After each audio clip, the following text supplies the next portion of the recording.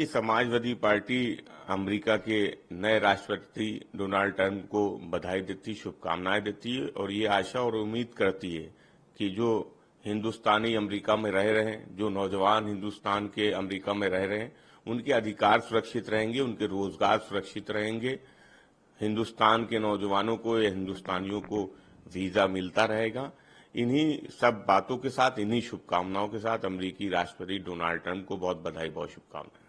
इसके साथ ही supreme court ने अवैध निर्माण को लेकर है कि आप रातों रात बुलडोजर नहीं चला सकते। सुप्रीम कोर्ट ने यूपी सरकार द्वारा सड़क चौड़ीकरण परियोजना के लिए घरों में कानून विहीन तरीके से ध्वस्त करने पर फटकार लगाई है। किस तरह से देखते हैं? भारतीय जनता पार्टी का न न्यायपालिका में विश्वास है, न देश के संविधान में विश्वास है, न न्यायिक प्रक्रिया में विश्वास है, न किसी नियम कानून में विश्वास है। भारतीय जनता पार्टी बुलडोजर से न्याय देना चाहती है और बुलडोजर से ही काम करना चाहती है। जिस तरह से मकानों को रातों रात तोड़ के जो सड़क चौड़ीकरण का काम किया गया, उसको लेके माननीय सुप्रीम कोर्ट ने मुआवजे की भी बात की है कि मुआवजा दिया जाए, उन अधिकारियों पे कार्रवाई की भी बात की है। समाजवादी पार्टी माननीय सुप्रीम कोर्ट के फैसले का स्वागत करती है।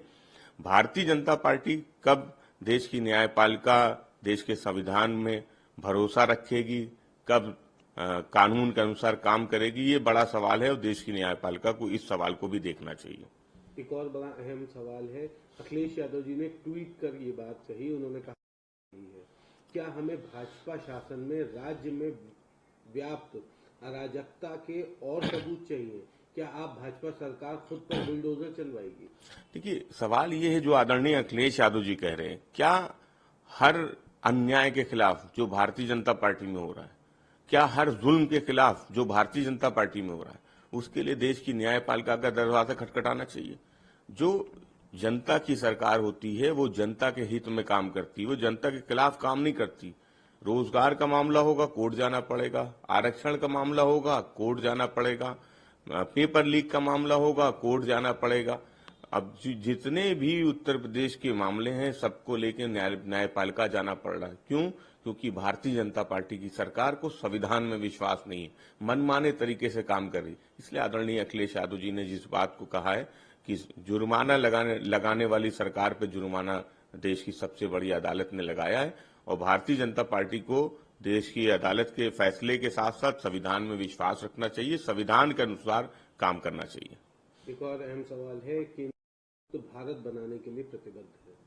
देखिए, कैसे देश में शांति हो, कैसे जम्मू कश्मीर में आतंकी घटनाएं रुके, कैसे छत्तीसगढ़ में नक्सली घटनाएं रुके, समाजवादी पार्टी ऐसा चाहती है और भारतीय जनता पार्टी की सरकार को इस दिशा में कठोर कदम उठाने चाहिए कि देश की आंतरिक और बाहरी सुरक्षा वो सुनिश्चित हो।